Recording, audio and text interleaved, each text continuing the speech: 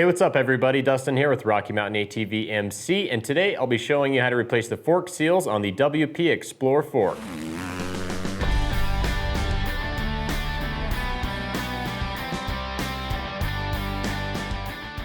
The Xplor Fork was new for 2017 and can be found on many KTM and Husqvarna dirt bikes. Now what's cool about these forks is at the top here we've got a spring preload adjuster that's easily accessible and easy to use.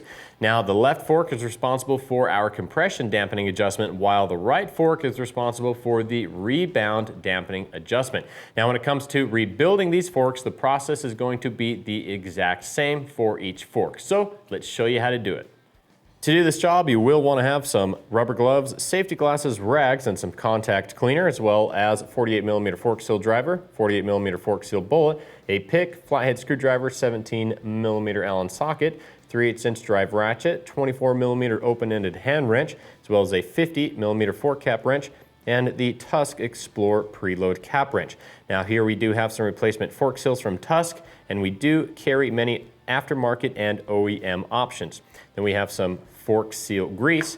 Now the service manual does call for a 4-weight fork oil, however you can use any high quality 5-weight of fork oil. Then we've got a ratio right here, as well as a drain pan.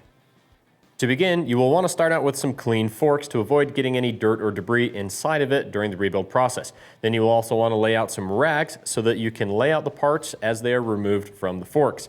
Now the first thing we're going to want to do is record where our clicker adjuster is at. To do this, we're going to count the number of clicks as we turn it to the fully seated position, which would be clockwise. Once we record that measurement, we will then rebound the compression or rebound adjuster all the way out to the full soft position. Next, you will want to make sure that the preload adjuster is at the full soft position. Next, we can place the fork tube into our vise with soft jaws.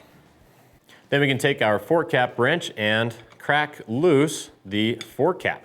Now if you do not have a vise with soft jaws, you can still do this with the suspension mounted in the triple tree. Make sure that the lower tree is tight, the upper tree clamp is loose, then you can place your fork cap wrench onto it and crack it free.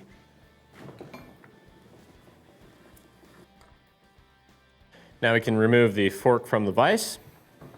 Now I'm setting the fork tube on a bike stand so that you can see this. We're going to pull the outer fork tube down.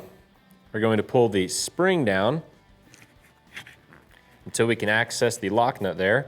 We'll place our 24mm end wrench onto the lock nut. Then we can take our Tusk preload cap wrench. We're going to place it onto the preload adjuster.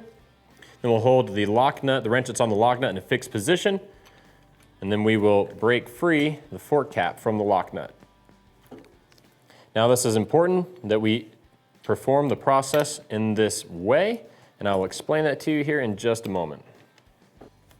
Remove the cap the rest of the way. Then we can remove the fork spring.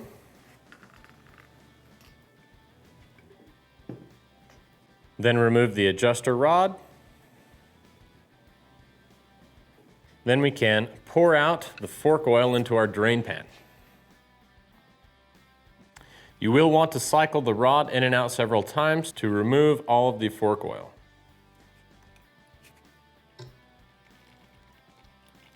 Now be sure to shake out the spring spacer. So now that we've got the spring and the adjuster rod removed from the suspension assembly, I want to explain to you why it's so important to use the Tusk Xplor preload cap wrench. Now on the fork cap, as you can see, we've got the preload adjuster that sits inside of the outer portion of the cap. Now when I rotate the preload adjuster, you can see that it's connected down the center of the fork cap, and the assembly rotates independently of the outer portion of the fork cap. Now when this is installed onto the damper rod assembly, the threads insert directly into the preload adjuster.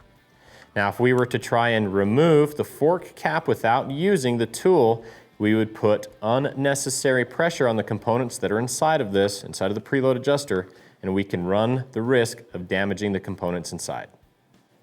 Then we can place the bottom portion of our fork tube back into our vise with soft jaws. Next, take your 17mm Allen socket we're going to remove the lower compression bolt. Now place a drain pan underneath this, as when we remove this bolt, you may lose some more oil. Then remove the damper rod assembly from the fork tube. You want to bring your drain pan back up to your table, then cycle the dampener rod several times to finish removing all of the oil.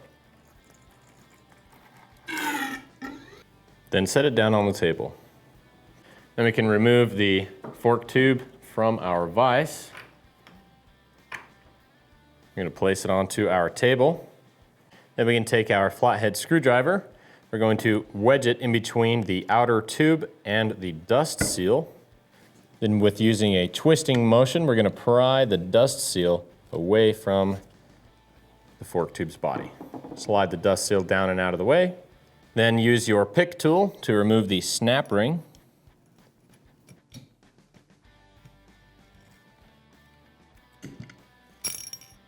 The next step is to remove the inner tube from the outer tube, and to make things easier, we're going to heat the portion of the outer tube where the oil seal resides to approximately 50 degrees Celsius or 122 degrees Fahrenheit.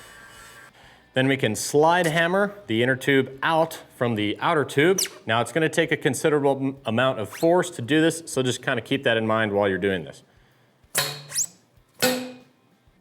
Then we can remove the bushings and the seals from the inner fork tube. Now to do this, we're going to take a flathead screwdriver. We're going to place it into the gap on the bushing, rotate our screwdriver to open it like so, and remove it from the inner tube. Now as you remove these components, you will want to lay them out in the order that they are removed. Then we can remove the other bushing, stopper ring, oil seal,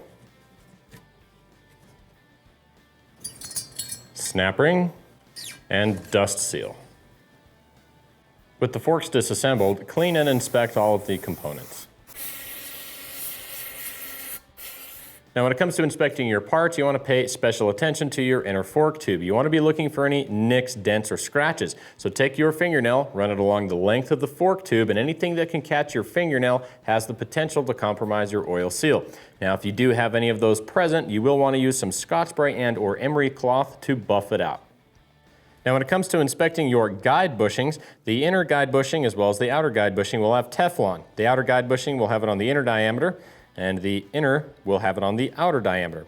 Now you want to be inspecting the Teflon to make sure that there are no tears in it, that it's not being worn through and the color of the metal is beginning to shine through, or any metallic deposits. If any of that is present on either one of the guide bushings, you will want to replace them both. Now before we begin reassembly, I just want to point out real quick that the seals are directional. The dust seal is going to have a spring ring that will be facing the dirt side, and this side with the shoulder will be facing up towards the oil. Now on the oil side, the side that will be facing the oil will have a recess to it as well as a silver spring ring on the inside. This again will face the oil. Now this side will have some insignia, lettering, or stamping. This will face the dirt. To begin the assembly, we will first start by placing our seal bolt onto the inner fork tube. Now the reason why we place this on here is we have some sharp edges where the guide bushings sit, and this will help to protect the inner diameter of the oil seal's lips so that they don't get scratched. So once we have that in place, we're going to start by installing our dust seal, but first we need to take some grease. We're going to coat the inside of it. Then we can slide the dust seal over the seal bullet and onto the fork tube, followed by our snap ring. Then we can install our oil seal. Make sure to be mindful of its orientation. Then we're going to take some seal grease and apply it to the inner diameter of the seal. Now this is important to do. It will, one, help to prevent stiction as well as aid in the installation of the seal onto the fork tube. Then we can remove our seal bullet. We can install our stopper ring. Then we can install the outer tube's guide bushing. Then install the inner tube's guide bushing. And again, you will want to pull this open just ever so slightly so that it will fit onto the fork tube and slide it into place. Next, we can install the inner tube into the outer fork tube. Then we can let the outer guide bushing drop into place, as well as the stopper ring. Then we will use our fork seal driver to aid in seating the guide bushing along with the stopper ring. And then before we install our oil seal, we're going to take just a little bit of the seal grease and lightly coat the outer diameter. We can set it into place, and we will take our fork seal driver. That is a 48 millimeter, and we will use this to drive the fork seal into its position. Now, as you begin to drive the fork seal into position, once it is seated, once it's fully seated, you will hear a change in the audible pitch. That lets us know that our fork seal is fully seated. Now, you also want to look down inside of here to make sure that you can see the ring landing for the snap ring to make sure that it is fully accessible. Then we can bring down our snap ring and set it into position. You can either use the fork seal driver to set it into position, or you can use the pick tool to make sure that it seats into its ring landing. You should hear it snap into position. Once it's been seated, go ahead and give it a good inspection to make sure it's fully seated into its groove. Next, we can move on to installing the dust seal. Now, before we seat this, we're going to take a little bit of seal grease and lightly coat the outer diameter of our dust seal. This will also aid in the installation process. Now, we're going to slide this down, and then we can seat it with just our fingertips. Then we can take our fork, we're going to place it back into the vise with soft jaws, the lower section here for the axle. Insert the damper rod into the fork tubes. Now you'll want to place your finger in the bottom here to make sure that the damper rod fully seats into its final position. You may have to turn or rotate the damper rod a couple times until you can find the right spot. Then you should see the threads come down and seat against the bottom part of our fork. Then we can install the fork's lower compression bolt and torque to 25.8 foot-pounds. Then we can remove the fork from our vise. Now we're going to fill up the fork with 20.62 fluid ounces of fork oil. Now that's what this machine calls for in the service manual, but when it comes to you and your machine suspension, always be sure to reference the service manual for your fluid specifications. Then we can grab the damper rod, and we need to cycle it several times so that we can bleed the air from the system. Now you can feel it in the dampening rod when you're cycling it. When you encounter air, it will just begin to start moving fast and instead of a dampening motion. And you'll want to repeat this process again until you have very smooth, dampened operation of the shaft being cycled so that all the air is removed. Now that we're finished with bleeding of the dampening rod, we can go ahead and finish the assembly. Next, we can install the spring spacer, the adjuster rod,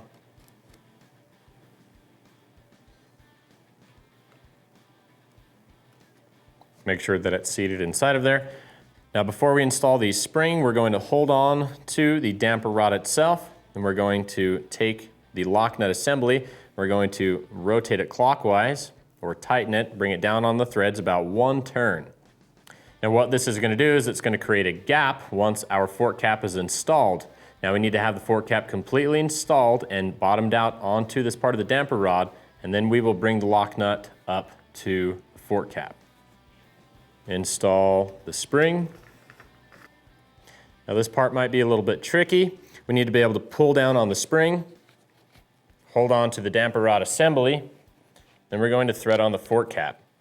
Now when you thread on the fork cap, you want to thread it on by using the preload adjuster, as that's what makes direct contact with the dampening rod. You'll just want to lightly seat it against the rod. Then we can pull the spring down. I'm going to place our 24 millimeter wrench onto our lock nut. Then we're going to rotate the lock nut counterclockwise while holding on to the spring preload adjuster. And we're going to bring the lock nut up to the bottom of the fork cap. Once you feel it seat, we'll take our WP Xplor preload cap wrench, place it onto the fork cap on the preload adjuster. And we're going to tighten this to 18.4 foot-pounds. Then we can bring up the outer tube. We're going to thread it onto our fork cap. Then we can place this back into our vise with soft jaws. Then we can take our 50mm fork cap wrench. We're going to torque the fork cap to 29.5 foot-pounds. Lastly, we need to set our clickers back to their original positions. To do this, you'll rotate it clockwise till it's fully seated, and then you'll back it out to the number of clicks that we recorded earlier. Now that we're done with this fork, we can move on to the next and repeat the exact same process. And that's it. It's really easy to replace the fork seals on the WP Xplor Fork. Now, if you have any questions as to what we've done here today, feel free to leave us a comment below and we can get an answer back to you. And don't forget to subscribe to our YouTube channel for more product spotlights, how-tos, and top fives. And also see our website at RockyMountainATVMC.com, where we carry the largest selection of parts, apparel, and accessories for your motorcycle, ATV, and side-by-side. I'm Dustin with Rocky Mountain. Thanks for watching and keep the wrenches turning.